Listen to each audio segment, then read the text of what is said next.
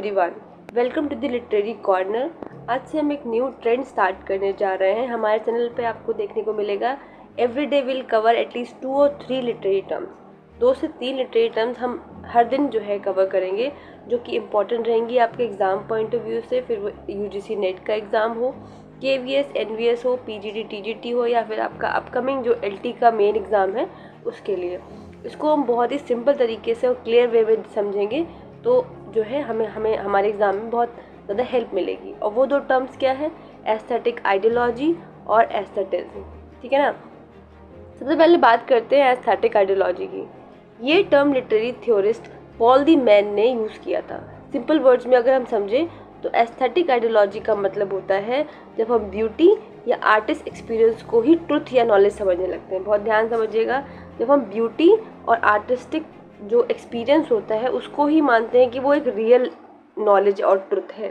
ठीक है, एक्सप्लेनेशन देख लेते हैं इजी वे में। मतलब है कि कई बार ऐसा होता है कि कोई चीज़ हमें बहुत ब्यूटीफुल लगती है, जैसे कोई पोएम, पेंटिंग या लिटरेरी वर्क, तो हम क्या करते हैं, हम उसको मिसलीड करते हैं।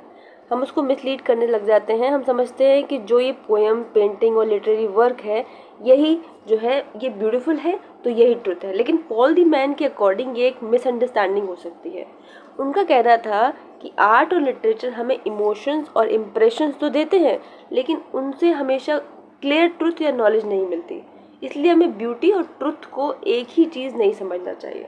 यहाँ पे वो इस चीज़ को बता रहे हैं। ठीक है, the both are not same, the both are different. Exam point of view से क्या है, इस कॉन्सेप्ट के बाद लिटरेरी क्रिटिक टेरी ईगल्टन भी आए थे। उन्होंने डिस्कस किया और बताया कि हिस्ट्री में कई बार एस्थेटिक आइडियाज़ को पॉलिटिकल और आइडियोलॉजी पर्पस के लिए भी यूज़ किया गया है। तो इसका मतलब है कि हम इसे डिफरेंट फील्ड में यूज़ कर रहे हैं, डिफरेंट जो है सेक्शंस या फिर डिपार्टमेंट्स में यूज़ कर रहे हैं।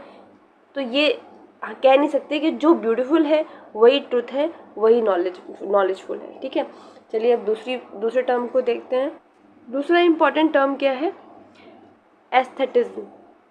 एस्थेटिज्म एक लिटरेरी और आर्टिस्टिक मूवमेंट था। अब याद रखिएगा, वो एक टर्म थी, सिंपली प्रोसेस थी, अप्लाई हो रही थी, लेकिन ये एक मूवमेंट है।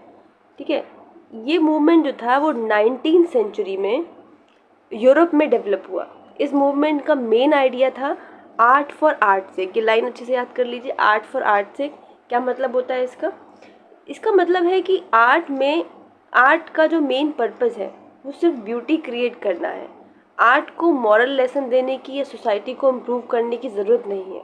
ठीक है, यहाँ पे हम पर्टिकुलरली आर्ट की बात कर रहे हैं। तो इस कॉन्सेप्ट की जो फाउंडेशन है वो जर्मन